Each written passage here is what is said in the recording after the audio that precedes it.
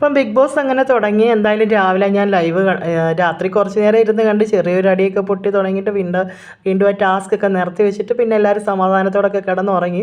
രാവിലെ അതിലെ രസം ബിഗ് ബോസ് കൊടുത്ത പണി. രാവിലെ കുറേ ആൾക്കാർ കാപ്പ് കുടിക്കാൻ വേണ്ടിയിട്ട് കിച്ചണിൽ കിടന്ന് അവിടെ ഇവിടെ എല്ലാം പരതി, തേയിലയുണ്ടോ ചായപ്പൊടി ഉണ്ടോ എന്താ പറയുക പഞ്ചസാര ഉണ്ടോ എന്നൊക്കെ നോക്കിയിട്ട് കിട്ടിയില്ല. അവസാനം എന്താ ചെയ്ത പാവങ്ങൾ, അവരാണെങ്കിൽ വെള്ളം തിളപ്പിച്ച് കുടിച്ച്, എന്നിട്ട് അവർ തന്നെ പറഞ്ഞ് കാപ്പി കുടിക്കുക എന്നുള്ള രീതിയിൽ കുടിക്കാൻ. അപ്പോൾ ബിഗ് ബോസ് നല്ല പണിയായിട്ട് ഈ പ്രാവശ്യത്തെ പിന്നെ എല്ലാവർക്കും കൊടുത്തത് കാണാൻ രസമുണ്ടായിരുന്നു, നല്ല കോമഡി ആയിരുന്നു. അത് കഴിഞ്ഞിട്ട് ക്യാപ്റ്റനെ തിരഞ്ഞെടുക്കാൻ വേണ്ടിയിട്ടുള്ള അതിന് വേണ്ടിയിട്ട് എല്ലാവരും വന്നിരുന്ന സമയത്ത് വീണ്ടും അവിടെ നമ്മുടെ അനീഷ അടിപൊളിയാട്ടോ. പുള്ളി കോമണറായിട്ടാണ് കയറിയേക്കുന്നതെങ്കിലും നല്ല ചൊറിച്ചിലാണ്. പുള്ളി ചൊറിഞ്ഞ് അവസാനം ഒരു മൂലയ്ക്ക് പോയിരിക്കും. എന്നിട്ട് ഇരുന്നിട്ട് പുള്ളി ആരോടും മിണ്ടാണ്ടൊക്കെ ഇങ്ങനെ ഇരിക്കുകയാണ്. എല്ലാവരും ചെന്ന് സമാധാനിപ്പിക്കാൻ, വർത്താനം പറയാനോ ക്വസ്റ്റ്യൻ ചോദിക്കാനൊക്കെ ചെന്നിട്ട് പോലും പുള്ളി ആരോടും മിണ്ടാതെ പുള്ളി ഇരിക്കുകയാണ്. എന്തായാലും ക്യാപ്റ്റൻസി തിരഞ്ഞെടുപ്പ് വന്ന സമയത്ത് നല്ല രസമായിരുന്നു. നല്ലൊരു 7ൻ്റെ പണി, ആരും ചിന്തിക്കാത്തൊരു, നമ്മൾ പോലും ചിന്തിക്കാത്തൊരു ഭയങ്കര ട്വിസ്റ്റാട്ടോ ബിഗ് ബോസ് എന്ത് കാണിച്ചത്.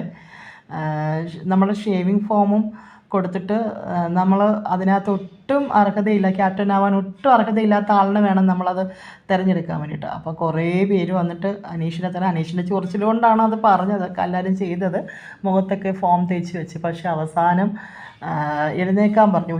എത്ര ആൾക്കാരുടെ മുഖത്താണ് ഈ ഫോം തേക്കാത്ത, അവരൊക്കെ എഴുന്നേക്കാൻ പറ. അപ്പം നമ്മൾ വിചാരിക്കും ഇനി അത്രയും പേരെ വെച്ചിട്ട് എന്താണ് ബിഗ് ബോസ് ഒരു ടാസ്ക് കൊടുക്കും, അതിൽ നിന്നായിരിക്കും ഒരാളെ തിരഞ്ഞെടുക്കുന്നതെന്ന്. പക്ഷെ പെട്ടെന്നാണ് ബിഗ് ബോസിൻ്റെ അനൗൺസ്മെൻറ്റ് വന്നത്.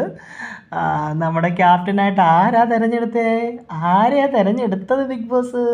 നമ്മുടെ സ്വന്തം ചൊറിച്ചിൽ അനീഷിനെയായിരുന്നു കേട്ടോ. അത് ഭയങ്കരമാണ്. അതിൻ്റെ അകത്തിരുന്ന പല ആൾക്കാരുടെയും മുഖം അന്നേരം നിങ്ങളൊന്ന് കാണണമായിരുന്നു. എന്തായാലും അനീഷാണ് അങ്ങനെ നമ്മുടെ ബിഗ് ബോസ് വീട്ടിലെ ആദ്യത്തെ ക്യാപ്റ്റനായത്. പുള്ളി ഇച്ചിരി ചൊറിഞ്ഞൊക്കെ നിന്നാൽ തന്നെയും രസമാണ് പുള്ളിയുടെ കളി കാണാൻ വേണ്ടിയിട്ട്. എന്തായാലും ഇപ്പം ബിഗ് ബോസ് പറഞ്ഞത് അതിൽ നാല് എന്താ പറയുക ഗ്രൂപ്പായിട്ട് തിരിച്ച് വെസല്, ബാത്റൂം, പിന്നെ ക്ലീനിങ് ഏരിയ, പിന്നെ അതുപോലെ തന്നെ കിച്ചൺ, അതിലേക്കൊക്കെ വേണ്ടി ആൾക്കാരെയൊക്കെ തിരഞ്ഞെടുക്കാൻ അനീഷിനോട് പറഞ്ഞു. അതൊക്കെ അനീഷ് നല്ലതായിട്ട് തന്നെ ചെയ്തിട്ടുണ്ട്.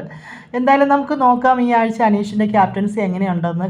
കണ്ട ഇത്രത്തോളം വെച്ച് ഈ പ്രാവശ്യത്തെ ബിഗ് ബോസ് എനിക്ക് തോന്നുന്നു വളരെ നല്ല രീതിയിൽ മുന്നോട്ട് പോകാൻ ചാൻസ് ഉണ്ട്. പിന്നെ എനിക്ക് പ്രിയപ്പെട്ടത് ആരാന്നൊക്കെ ചോദിച്ചു കഴിഞ്ഞാൽ എനിക്ക് ഇപ്പോൾ ഒന്നും പറയാൻ പറ്റില്ല. കാരണം കളി തുടങ്ങിയില്ലല്ലോ, കളി കിടക്കണതല്ലേ ഉള്ളൂ. അത് കഴിഞ്ഞിട്ടല്ലേ നമുക്ക് എന്തെങ്കിലും പറയാൻ പറ്റുള്ളൂ. എന്തായാലും ഇതുവരെ വലിയ കുഴപ്പമൊന്നുമില്ല. ചെറിയ ഇതിന് വേണ്ടിയിട്ട് ചെറിയ അമട്ടുകളൊക്കെ അവിടെ ഇവിടെയൊക്കെ പൊട്ടുന്നതൊഴിച്ച് ബാക്കിയൊക്കെ വളരെ നന്നായിട്ട് തന്നെ പോകുന്നുണ്ട്. എന്തായാലും നമുക്ക് കാണാം അടുത്ത